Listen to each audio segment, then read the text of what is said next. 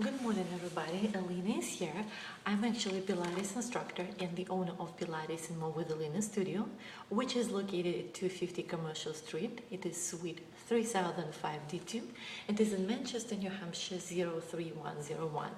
I hope you had a very good Thanksgiving weekend. And today, actually, I wanted to cover the topic which I wanted to cover for a very, very long time, but somehow I didn't have time, didn't think about it, I posted a lot of other things, so for whatever reason, I haven't done it, but I know a lot of people actually have a lot of problems, starting working out, and I've decided to share 5 tips, which I really hope will help you. It's kind of like 5 steps, actually. I did take them myself because, right now I'm very committed to working out. I've been working out regularly for about 4 years, I'm teaching Pilates classes now, but it used to be a period in my life when for about a year or so I actually quit working out for a lot of reasons, and this is how I actually came back into working out. Okay, so step number 1, which is a very important step, you need to know exactly what you want. So you have to have as specific fitness goal as possible, all right? So, if you're saying, oh, I want to just look skinnier, it doesn't work that way, unfortunately. The reason, if you say things like, I want to weigh 20 pounds less, this is a very specific goal. The reason why it is so important to have a very specific goal, because this would help you to match a workout to your goals, and will increase your chances for success, and then will motivate you more. All right, so this is step number 1, to have as specific goal as possible.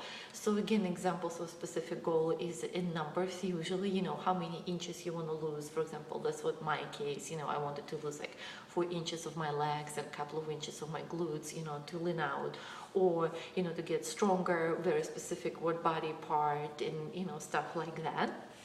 And sometimes it's hard to be so specific with numbers. So what you can do if you have issues, especially when it comes to, tone things up, like can you be specific unless, you're going for a 6-pack, you can actually either find a person who looks a specific way, how you want to look, or you can go by sizes, or how the clothes fit, for example. This is just a couple of options for you to actually consider. Wherever you decide specifically on what you want, or one more thing, if you have issues with that, you can always seek professional help. So wherever you decide what exactly you are trying to achieve here, then with the step number 2 is actually find the activity which is perfectly matching your goals. For example, in my case, I really wanted to lean out in my lower body because genetically I store all my fat, in my glutes and my legs. And I started looking around, trying different things, and I realized that the runners look exactly how I want to look. Their lower bodies look precisely how I want to look, and that's why I started running. So over time, when I really committed to the running, I actually lost a lot of inches in my lower body. If you're not sure, again, what activity to choose, you can either try to follow the route of people who look the way you want to look, as I did, with the runners, for example, or you can seek the professional help, like a personal trainer. Actually, I had a personal trainer for about 8.5 months back in Russia. So that really helped because she actually, was very strong and toned, and I wasn't at that time. So she really, really, really coached me on that. Now, the third and very important step is actually analyze your current lifestyle and how working out would actually will fit in it, or it won't fit in it. You have to ask yourself a very specific questions. How much time you have, and where would I be able to do the working out? How hard it would be to implement, in your life. For example, if you're working, 16 hours a week and sleeping 5 hours, good luck trying to work out. Maybe you have to rearrange your daily activities, or really think about short and intense workouts. So ask yourself very honest questions, especially realistically how much time you're willing to devote to it. Even if it's just 10 minutes a day, it doesn't matter as long as you're doing it. So this is, again, mention the lifestyle to your workouts, making sure that it will fit in it. Step number 4, please do help yourself. All right, especially it is hard to start working out or any change. It is hard. I'm not going to lie. And actually, I heard that the fear of change is even stronger than the fear of uncertainty, which is death. And I tend to believe that. So please do help yourself. So a couple of examples how you can help yourself is that if you need an extra motivation, please pursue it. You can actually ask people around you to motivate you, to help you, or at least not bother you. Don't make like stupid jokes or something. Oh, you start working out or something. You know what I'm saying? If you feel, also I advise you to buy actually a good exercise clothes, something that is good fit you, or something that you feel comfortable, whatever you prefer, but something that you like, the way it looks, the way it feels, whatever is more important for you for an extra motivation. Also, you have to start slow. All right, I understand that you want the weight to come off as soon as possible or tone it up as soon as possible, but you have to start slow. I'll give you my example is that, I'm a very, very bad runner. I'm a little bit better now, but I took a lot of time to even, getting used to the treadmill because I get dizzy on it for whatever reason, even though I don't have any serious medical condition. So it took a lot of time. I took a couple of weeks at a time to just getting used to walking on a treadmill. Then I would run for just 30 seconds at a time to a minute, something I can mentally handle, all right, something I can commit to.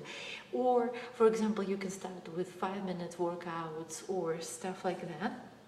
And the last little trick which I learned, which really was a game changer for me, please start with something you really like. All right, well, it doesn't always, of course, work that way, but at least at the start, you have to give yourself a little bit of a freedom of choice.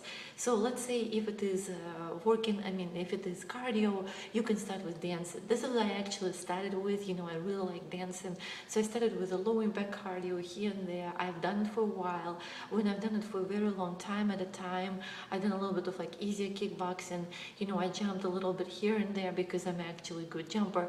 And this is when I built it up in a couple of months in, when I was mentally and physically ready to switch to running. If you like that, you can do this, for example. Or if you like, when it comes to strength, you can do something, like a easier workout in a sense, not easier, but more gentle, like Pilates, for example. You don't have to try my classes. It's not like I'm advertising myself. Just seeing something more comfortable for you. Even, for example, gentle yoga if you feel like it, if you're really tight. So pretty much just start with something that you like, or like bike rides, for example. Now, the last and very important step, number 5.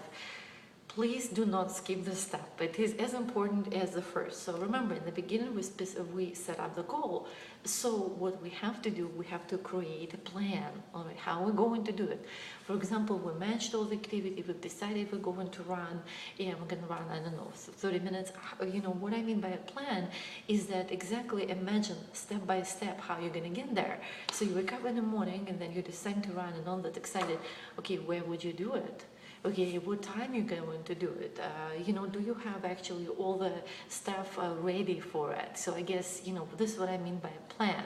For example, my plan was, is I'm driving myself to a gym near the house 3-4 times a week, and I know I could do it at any weather. It was very close to the house, and I run for 30 minutes at a time. I also, make sure that I brought all my helpers. Like I actually took a little bit of sugar with me. I have my water and I have my iPad.